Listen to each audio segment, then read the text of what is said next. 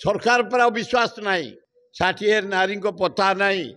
काली संबलपुर गोटे हॉस्टल कुमारी युवती 3 पता नहीं तिरंग पताका इज्जत आम इज्जत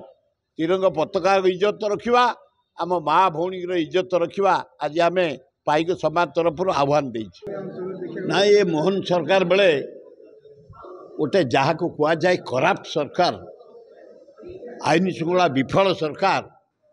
नारी निर्यातना प्रतिदिन आज 7टा नारी निर्यातना खोर्धा खाली नुह ओडिशा जाक नारी निर्यातना पाइक भाई मैंने आसते 3 दिन तले प्राय 7-8 हजार युवक गाँ ठू सहर पर्यंत आज मान मर्यादा रखी माँ भौणी को इज्जत रखी ये तिरंग पताका इज्जत रखी केवल पाइक पाइक जे खाली खंडा ता नुहे ता भितर तेली अच्छा गौड़ अच्छा आदिवासी अच्छा हरिजन अच्छा ब्राह्मण अच्छा कर्ण अच्छा सबु जातिर लोग जो मैंने पाइक जे देश पे लड़ी बक्सिंग नेतृत्व में आमर राजगुरु नेतृत्व में ब्रिटिश विपक्ष जो खोर्धा बरुणई करुणई ठू आंदोलन आरंभ होता से पाइक भाई मान को आमर आह्वान सरकार पर विश्वास नहीं डेली नारी निर्यातना आम माँ भौणी मानकर इज्जत रखा आमर काम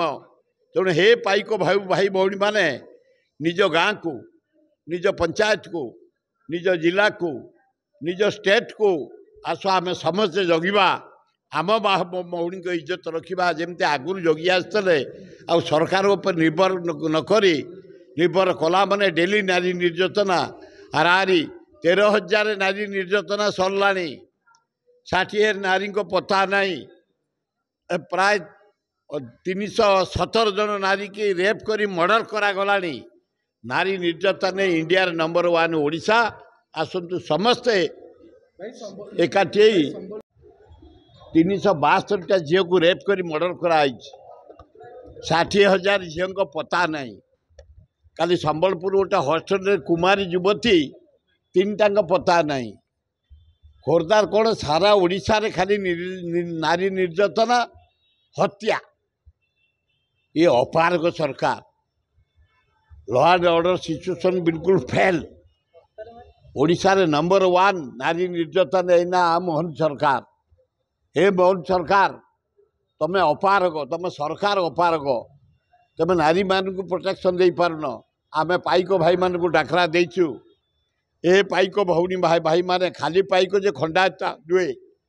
से आदिवासी हरिजन तेली गुड़िया बेहरा ब्राह्मण करण समस्त अच्छा